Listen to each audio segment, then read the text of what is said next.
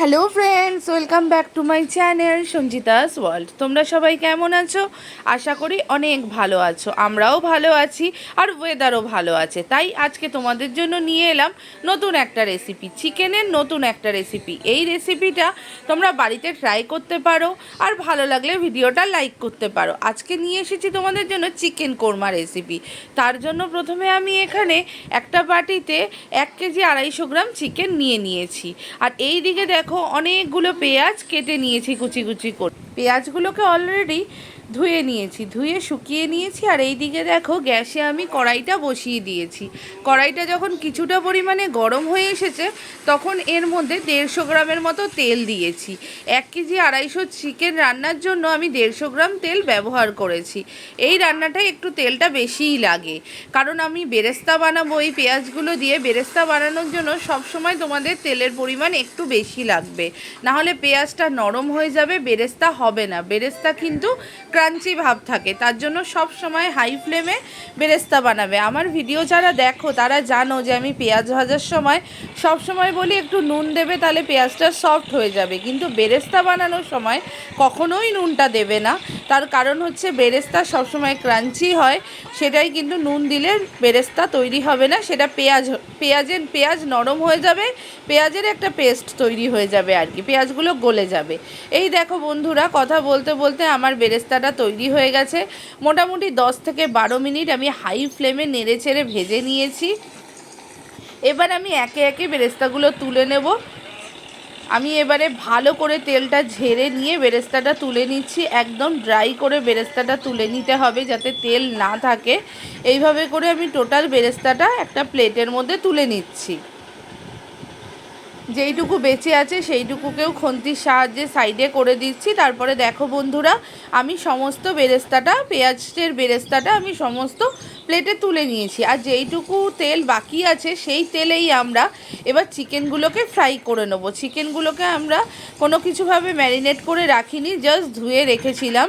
সেই চিকেনটাকেই আমি একদম তেলের মধ্যে দিয়ে নিচ্ছি। প্রতিটা চিকেন যাতে ভালো করে ফ্রাই হয় আর নুন হলুদ ঢোকে, তার জন্য এইভাবে করে তোমরা ভেজে নিতে পারো। চিকেন ভেজে নিলে গলে যাওয়ার সম্ভাবনা কম থাকে, যার জন্য আমি এই চিকেনটাকে ভেজে নিয়েছি। আর চিকেন কোরমা রেসিপি বানানোর জন্য চিকেনটাকে ভেজে নেওয়াই ভালো, কারণ এই রেসিপিটা সবসময় কষা কষা ড্রাই হয়। আর চিকেন যদি না ভেজে নেওয়া হয় তাহলে চিকেনের গা দিয়ে যে ময়েশ্চারটা বেরায়, যে জলটা বেরায় আর কি, তাতে অনেকটা ঝোল হয়ে যায়। এই দেখো বন্ধুরা, আমি এখানে 1.5 চামচের একটু বেশি নুন দিয়ে নিয়েছি। এবারে আমি এর মধ্যে 1 চামচ ভর্তি হলুদ অ্যাড করলাম। এবারে আমি ভালো করে প্রতিটা মাংসকে নেড়ে চেড়ে নেব, যাতে প্রতিটা চিকেনের মধ্যে নুন হলুদ সমপরিমাণে ঢুকে যায়। এইভাবে করে হাই ফ্লেমেই আমি নেড়ে চেড়ে নেব। আর চিকেনটা টোটালি হাই ফ্লেমে ভাজা হবে, কারণ যদি তুমি লো ফ্লেম করে দাও তাহলে চিকেনের গা দিয়ে যে জলটা বেরোবে সেটাই পুরো কড়াইটা জলে ভরে যাবে, তেলটাও নষ্ট হবে আর চিকেনটা ভাজাও হবে না, বয়েল হয়ে যাবে। ওর জন্য সবসময় চিকেন ভাজার সময় না ঢাকা দেবে, না আস্তে করবে গ্যাসটা। এই দেখো বন্ধুরা, আমার ভাজা হয়ে গেছে। তার জন্য আমি একে একে এবার প্লেটে চিকেনটাকে ট্রান্সফার করে নিচ্ছি। এইভাবে করে একে একে তেল ঝরিয়ে আমি চিকেনটাকে ট্রান্সফার করে নিয়েছি।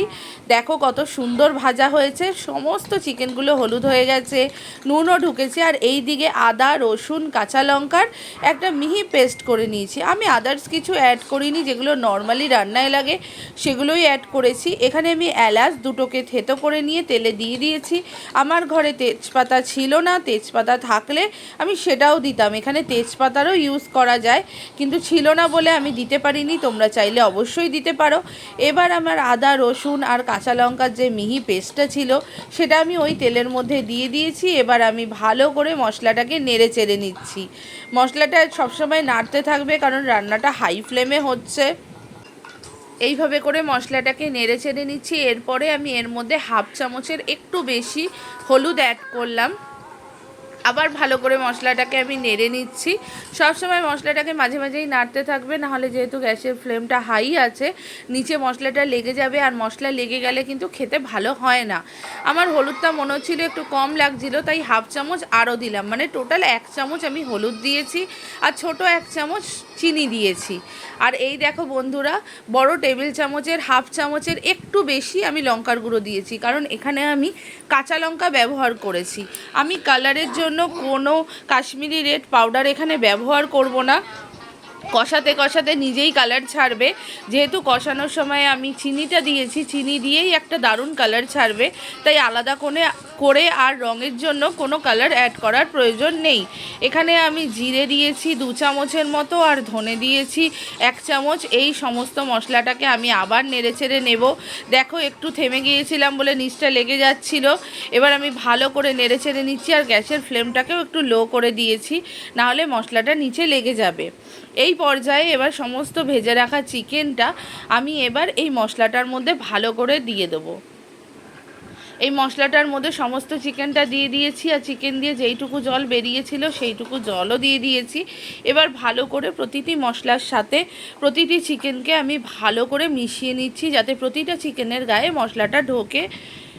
এইভাবে করে আমি প্রতিটা চিকেনকে মিশিয়ে নিলাম পুরো মশলাটার সাথে। আর এই দিকে দেখো বেরেস্তাটা ঠান্ডা হয়ে গেছে, আর একটুও তেল নেই, একদম ক্রাঞ্চি হয়েছে। এবার বেরেস্তাটার কিছুটা অংশ রেখে, মানে 30% রেখে 60% আমি পেস্ট করে নেব। সামান্য একটু জল অ্যাড করেছি, করে একদম ড্রাই একটা পেস্ট করে নিয়েছি। এবার আমি সেটাকে চিকেনের মধ্যে দিয়ে দিলাম। এবার ভালো করে নেড়ে ছেড়ে নেব। সবসময় মনে রাখতে হবে গ্যাসের ফ্লেম লো রেখে নাড়াচাড়া করবে, নাহলে গায়ে ছিটে আসতে পারে আর মশলাটাও নিচে লেগে যেতে পারে। এবার আমি 4 চামচের মতো দই নিয়েছি। দইটাকে আমি ভালো করে ফাটিয়ে নিচ্ছি, একদম ক্রিমি টেক্সচার আনার জন্য আমি এই দইটাকে ব্যবহার করছি। আর স্বাদও দুর্দান্ত হয় এই দই ব্যবহার করার জন্য। আর সবসময় কোরমা রেসিপিতে আমাদের দই ব্যবহার করতেই হয়। আর আমরা বাঙালি, আমরা তো বাটি ধুয়ে জল দেবই, তাই আমরা দই দেওয়ার পরে আমরা এই বাটিটা ধুয়ে জলটা দিয়ে দিলাম। কে দাও না আমি জানি না, কিন্তু আমি কোনো কিছু ওয়েস্টেজ করি না। আমি মশলার মিক্সির বাটি ধুয়েও দিয়ে দিই জল, আর দই ইউজ করলে সেই বাটি ধুয়েও জল দিয়ে দিই। যাই হোক, এবার আমি দইয়ের সাথে ভালো করে এই মশলাটাকে মিশিয়ে নিচ্ছি। সবসময় ফ্লেমটাকে লো রাখবে, নাহলে দইটা ফেটে যাবে। এরপরে আমি এর মধ্যে সামান্য পরিমাণে নুন অ্যাড করছি। আমি কিন্তু আগে কোনো নুন অ্যাড করিনি, জাস্ট নুন হলুদ দিয়ে চিকেনটাকে আমি ভেজেছিলাম, তারপর থেকে কিন্তু আমি আর নুন ব্যবহার করিনি। এখানে আমি 2 চামচ ভরে নুন দিয়েছি। তোমরা তোমাদের স্বাদ অনুযায়ী নুনটা কম বেশি করতে পারো, ঝালটা কম বেশি করতে পারো। আমি ঝালটা একদম মিডিয়াম রেখেছিলাম, না ঝাল বেশি না কম। এইভাবে করে 5 মিনিট মতো আমাকে মাংসটাকে ভালো করে কষিয়ে নিতে হবে। আর সবসময় মাথায় রাখতে হবে যে এই মাংসের জলেই মাংসটা হবে, আদার্স বাইরে থেকে আমি কোনো জল ব্যবহার করব না। এবার আমার চিকেনটা প্রায় ডান। তখন আমি একটা বড় সাইজের টমেটো কুচি করে নিলাম, কুচি করে নিয়ে আমি চিকেনের মধ্যে অ্যাড করে দিয়েছি। এবার আমি ভালো করে নেড়েচেড়ে নিচ্ছি টমেটোটা দেওয়ার পরে। এবার আমি 6খানা কাঁচা পাকা লঙ্কা, আমার লাল লাল লঙ্কা দেখতে বেশ ভালো লাগে তার জন্য দিয়ে দিলাম। আর যেইটুকু বেরেস্তা রেখে দিয়েছিলাম আর কি, সেই বেরেস্তাটুকুও অ্যাড করে দিলাম। এবার আমি ভালো করে নেড়েচেড়ে নেব। ভালো করে আমি এই বেরেস্তাটা টোটাল যেইটুকু প্লেটে ছিল সেইটুকুও দিয়ে নিলাম। এবার আমি ভালো করে নেড়েচেড়ে নিচ্ছি এটাকে। গ্যাসের ফ্লেমটাকে বারবার মেনশান করছি, ছোট রাখবে। এই ছোট ছোট কথাগুলো মনে রেখে কাজটা করবে, তাহলে রান্নাটাও ভালো হবে আর খেতেও দুর্দান্ত স্বাদের হবে। ভিডিওটা শুরু থেকে শেষ অবধি দেখো, স্কিপ না করে। আর ভালো লাগলে চ্যানেলটা সাবস্ক্রাইব করো, ভিডিওটা লাইক করো, আর কমেন্ট করে আমায় জানাতে ভুলো না যে তোমাদের কেমন লাগলো। আর পাশে থাকা বেল আইকনটা প্রেস করে দিও নতুন নতুন ভিডিওর নোটিফিকেশান পাওয়ার জন্য। দেখো বন্ধুরা, কি সুন্দর তেল বেরিয়ে গেছে, কষানোও ডান হয়ে গেছে, রান্নাটা মাংসটাও বয়েল হয়ে গেছে। এবার লাস্টে আমি গরম মশলা অ্যাড করছি। আমি সানরাইজের শাহি গরম মশলা পাউডার সামান্য পরিমাণে অ্যাড করে দিলাম এর মধ্যে। ব্যাস, আমার রান্না ডান। রান্নাটা দেখো দেখতে কত সুন্দর হয়েছে, দেখতে যতটা সুন্দর হয়েছে খেতেও ততটা সুন্দর হয়েছে। আমি আমার ব্যক্তিগত অভিজ্ঞতা থেকে বলছি, এইভাবে করে 5 মিনিট আমি কষিয়ে নেব। শাহি গরম মশলা দেওয়ার পরে 5 মিনিট লো ফ্লেমে রেখে দিয়ে আমি গ্যাসটাকে অফ করে দেবো। তাই ভিডিওটা বারবার বলছি শুরু থেকে শেষ অবধি স্কিপ না করে দেখো। চিকেন কোরমার এই রেসিপিটা বাড়িতে ট্রাই করো। পোলাও, রাইস, রুটি, যে কোনো রুটি, পরোটা, যে কোনো সাথেই তোমাদের খেতে দুর্দান্ত লাগবে আর দুর্দান্ত স্বাদের হয়েছিল। একটু ভিন্ন স্বাদের চিকেনটা ট্রাই করো। তাই চিকেনের একঘেয়েমি কাটানোর জন্য তোমরা এটা বাড়িতে ট্রাই করে দেখো।